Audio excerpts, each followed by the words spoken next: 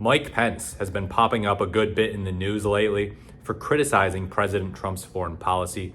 He's got to do this thing where he's like, oh yeah, Trump in the first term was fine, but Trump now is not so fine.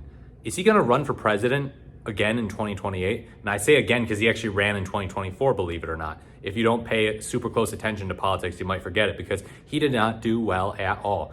Mike Pence ran in 2024 with this kind of act of, okay, look, we need to move on past Trump. I resent that Trump wanted me to overturn the results of the 2020 election.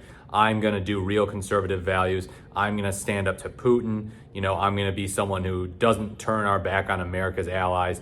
And yeah, he ran against the MAGA wing, which of course included guys like Vivek Ramaswamy and kind of Ron DeSantis. And then he also had some of the anti-Trump wing there against him, like Nikki Haley. But is he going to run in 2028? That would be really interesting to see. I feel like he sort of wants to, but I just don't know if he sees the possibility there, like the possibility of actually winning. And I mean, I guess people run all the time, even though they don't think they're going to win and they don't see it as possible at all. But Mike Pence versus JD Vance on the debate stage, being hosted by CNN or something like that. Think about how funny that would be. Think about, Mike Pence going after Vance like, listen here, you're a total butt kisser to Donald Trump. You just follow all his orders and I know how to stand up to him and I stand up to bullies like Putin and I'm going to restore real conservative values to the White House. And JD Vance being like, Mike, you're a neocon. You're a neocon and you have Trump derangement syndrome.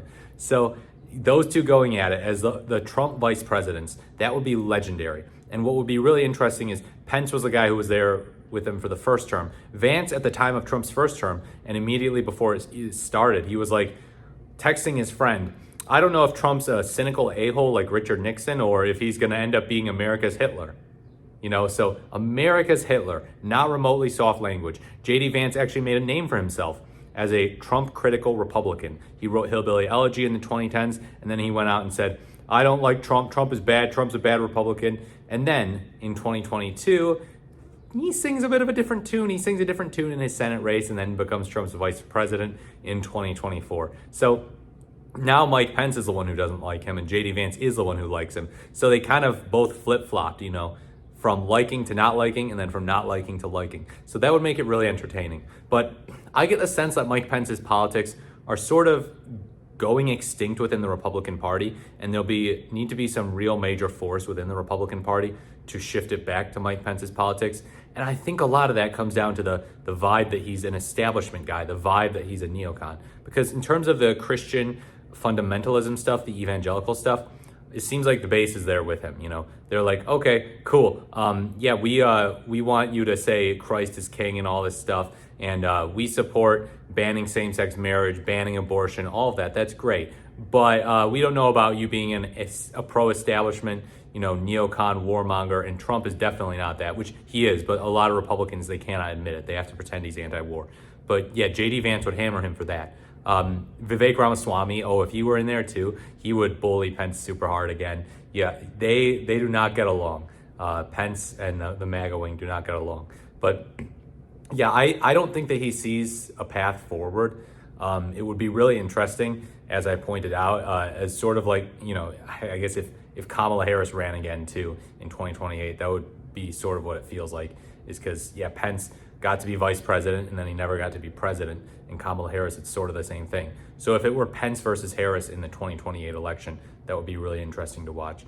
But yeah, I think he's sort of low-key. I wouldn't be surprised if Pence is afraid for his life when it comes to Trump supporters now, because yeah, he ran in the 2024 election after the Trump supporters chanted about hanging him on January 6, 2021, right when he was going to leave office. But yeah, I get the sense that he'd be like, oh, yikes.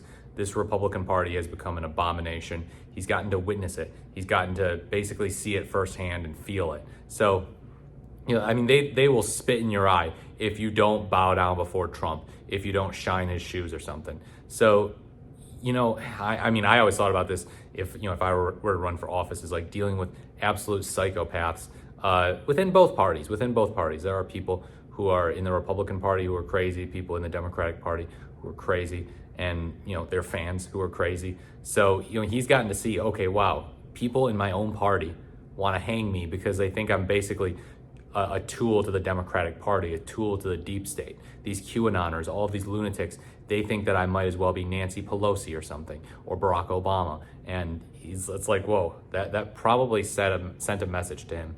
And then he's got to deal with, guys who just pretend he's a liberal or a leftist when he's not. He's really right wing. He's really far right. He is a theocrat at the end of the day. He is a guy who would like to implement a more overtly theocratic agenda than someone like George Bush, John McCain, Mitt Romney, even kind of Donald Trump in a weird way. He goes more hard in that direction. But then he's also got some of the establishment-friendly policies with respect to economics, like, I'm more free trade than Trump. He wouldn't do tariffs. So that's something that I think a lot of people might appreciate, is like, Democrats would appreciate that Mike Pence is not a fan of tariffs. He criticized the hell out of Trump's tariffs when they were implemented back in April. He was like, this is a tax. This is a tax. This is the biggest tax on Americans ever. And so in a weird way, he's sort of built up this group of progressives who are kind of have a soft spot for him, even if they don't like him and even if they wouldn't vote for him. Some resistance liberals who are like, yeah, Mike Pence, he left the Trump administration. He's not in Trump's hands anymore. He's a free man. Good for him. Because it's such a breath of fresh air when a Republican says, I don't want to associate with Donald Trump. I think that Donald Trump is a bad man and I do not think he supports the Constitution. But they have to keep in mind the rest of the policy agenda, most of the rest of the policy agenda is very illiberal and very far right. And so, yeah, I don't know. Maybe he has this sense that, I can do this again, but maybe not. Maybe 2024 really deflated him. Just seeing as a lot of these randos did better than him, like Vivek Ramaswamy. Whoever heard of Vivek Ramaswamy before 2023? Nobody did. I mean, he said that he was crying when he saw January 6th. So, he used to be kind of a Trump critical Republican type too.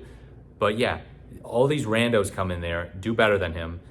He's got to compete with other anti-MAGA Republicans like Chris Christie and Nikki Haley. And yeah, he just doesn't fare well against them. Although Nikki Haley ended up endorsing Trump, which is pretty embarrassing because Trump was just vicious toward him. Vivek Ramaswamy was vicious towards Nikki Haley. She got bullied by the MAGA types hard, and they accused her of being a neocon, and she really is, but Trump is too. That's the thing that's so frustrating, is they're never going to open their eyes. So Pence can be better on some issues than Trump and worse on some issues than the other, but the Trump base will pretend that, Pence is actually just worse on everything because Trump's the best. But yeah, he's never winning over MAGA. He's never winning over MAGA. He knows that. He knows that even if J.D. Vance doesn't win over MAGA, which I know some of you in my comments have pointed out, Vance will not capture the MAGA crowd like Trump does. He doesn't have the dear leader's charisma. He doesn't have the dear leader's ability to just invoke all of these emotions in them, the fifis, the feelings over facts. He doesn't have that ability. Neither does Mike Pence, that's for darn sure. Neither does Mike Pence. Mike Pence might have someone like the late Rush Limbaugh rooting for him. He might have someone like Mark Levin rooting for him. But yeah, at the end of the day, he cannot capture the MAGA base. And so for that reason, I do not think that Mike Pence will run for president. I think it would be really entertaining to see. I know he would not win. But yeah, sometimes politicians just know they're done. I also sort of get the sense that, Kamala Harris won't run for president. And for sort of the same reasons that Mike Pence won't. She lost the presidential election, and then Mike Pence lost his vice presidential election alongside Trump in 2020.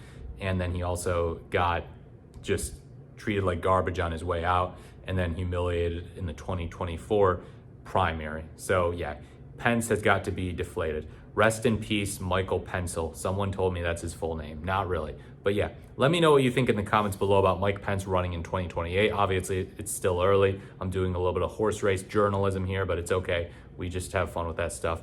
Like, comment, or subscribe to the channel. Thank you very much for watching this video, and I look forward to speaking to you in my next video.